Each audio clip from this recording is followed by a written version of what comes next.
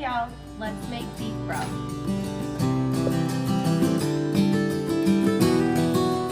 Okay, we're starting with about 4 pounds of bones. We have beef neck bones here and here, and then I have a little bone that we've cut off of a ribeye. So to this, we're gonna add celery, onion, and some carrot, and about 16 cups of water. And this is gonna go into a 300-degree oven for about 6 hours.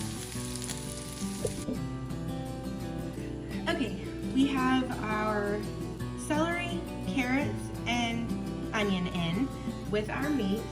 We're gonna add about 4 or 5 bay leaves, and then a heaping of salt. And this is, like I said, 16 cups of water. Now we're gonna put the lid on this and put this in the oven at 300 degrees for 6 hours, and then we're gonna check on it. Okay, this has been cooking for 5 hours now at 300 degrees, and this is how it's looking. We're gonna go ahead and cook this for another hour, and then we're gonna take it out to start cooling off so that we can put this into our containers. We have just pulled this out. It's been in the oven at 300 for 6 hours, and it's looking really good, ready to start to portion out. So I'm gonna let this sit for probably about an hour before we start trying to portion this into our containers.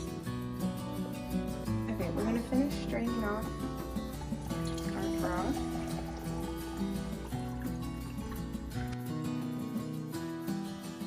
Into our containers.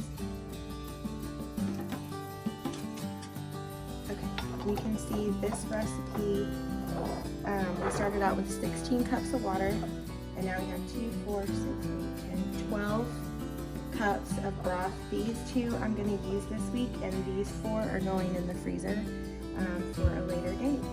I really like this recipe. I think it turned out great with a nice rich broth. I hope you guys enjoyed this recipe.